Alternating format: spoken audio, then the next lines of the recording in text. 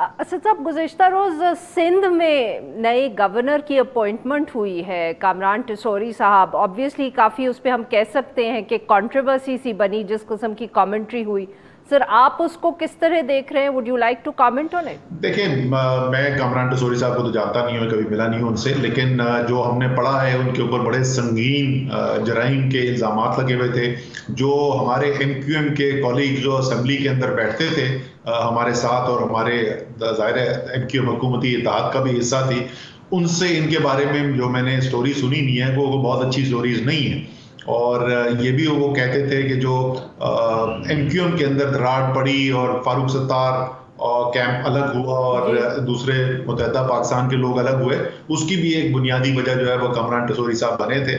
तो इंतहाई controversial background रहा है इनका, लेकिन ये कोई खास मैं जरूर कहूंगा कि बात नहीं है। एक सिर्फ गवर्नर सिंध तो नहीं है, इस वक्त पाकिस्तान के तो बड़े बड़े ओहदों के ऊपर वो लोग बैठे हुए जिनके ऊपर बड़े ही संगीन जराइम जो है वो उनके इल्जामात हैं, और बहुत सौ के केसेस तो बिल्कुल आखिरी मराहिल पे पहुंचे हुए थे, और वो फर्द जुर्म लगवाने के बजाय वो वजीर आजम की कुर्सी पे पहुंच गए।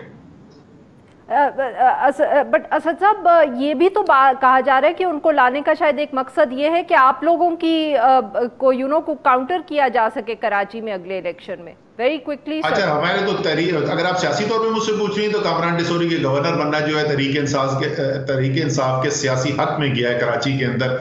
एक कराची वालों को और वाजे फर्क नजर आना शुरू हो रहा है तहरीक इंसाफ में और जो बाकी पार्टीज हैं कराची के अंदर। बिल्कुल सही। अच्छा असद साहब, आज एतजाज़ एहसन साहब का भी एक बयान सामने आया है। उन्होंने फौजी क़यादत पे इल्ज़ाम लगाया है जो शरीफ फैमिली के केसेस ख़त्म हुए हैं। जी, आपको पता है एतजाज़ एहसन की बड़ी पुरानी जद्दोजहद है। वो इन केसेस के साथ बहुत गहरी नज़र रखते हैं इन केसेस के ऊपर। उनको पता है, जैसे उन्होंने कहा कि ओपन एंड शट केसेस थे, तो उनको तो पता है कि जो जराइम उसके अंदर थे और जो वहां से निकल रहे हैं, चाहे ये आपको पसंद हो ना पसंद हो, हकीकत हो या ना हो, जैसे मैं पहले कह रहा था, पाकिस्तान की आवाम यही देखती है, उनकी समझ और फहम में यही आ रहा है कि ये अगर हो रहा है तो फिर ये एस्टैब्लिशमेंट की मर्जी से हो रहा होगा, चाहे वो हो या ना हो। तो एतजाज़ एहसन जैसे जो शख्स हैं, इतने ज़ीरा कितनी सियासी सूझबूझ रखने वाले, वो भी देखें इसी नतीजे के ऊपर पहुंच रहे हैं। ये कोई अच्छे हालात नहीं।